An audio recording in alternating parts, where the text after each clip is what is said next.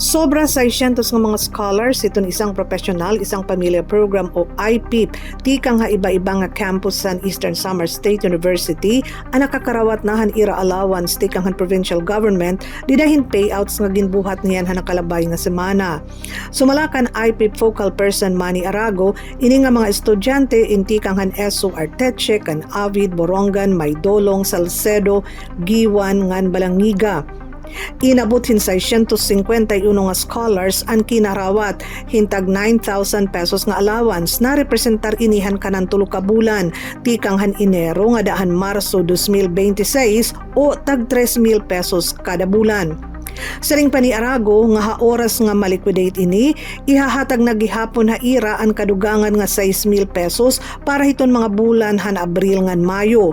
Pinaagi hini makukumpleto na iton ira stipend para hiton bugos nga semester. And last week nag-payout kita para naton mga scholars han isang professional isang pamilya program kundi nakarawat ni ira ang tulog ka bulan nga ira allowance. So a total of 9,000 pesos kada isang estudyante na kumpuni rin mga 651 nga mga scholars all over the province sa magkalain-lain nga mga campuses ang Eastern Samar State University. Ikaupat ka tuig nati kang ig-implementar an IPIP ngan bisan kun hanakalabay nga mga tuig may ada na pipera nga mga nakagraduar yana pala magtatapos ang mga estudyante nga naging scholars han programa tikang han first year college pala hira. Sumalakan Arago nga damo nga slots iton mababakante sang lithangyo niya hiton Provincial Poverty Alleviation Team nga igripaso iton talaan hiton mga barangays nga pwede makabenepisyo hini. Hayana limitado la iton mga makakabenepisyo hanasabi nga programa. Iton IPIP inusa nga educational program hiton provincial government nga nagahatag higayon nga dahiton mga pamilya didtohin mga target barangays nga waray pa miyembros nga nakahumanhin kurso kolehiyo nga makaeskwela ngan magtapos hin kurso ha kolehiyo.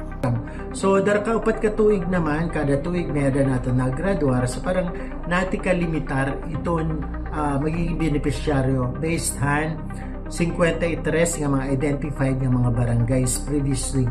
So ginahangyo ko punta nga sana i-review na hiton Provincial Poverty Alleviation Team ini nga ton mga barangays para madugangan ini ngan magkabayada in expansion kay ang mga previously identified barangays magiging limited na yung available nga beneficiaries para at least mag-move on naman nga doon ibang mga barangay para magpadayon because definitely magpapadayon yun nga programa dara kay from 15 million na annual budget naging 18 million na ini subay hiton pag-aprobarhan aton sangguniang panlalawigan para tinambong hi Governor R.V. Ivardonihan payout ngan iya igin patapod nga magpapadayon ini nga programa.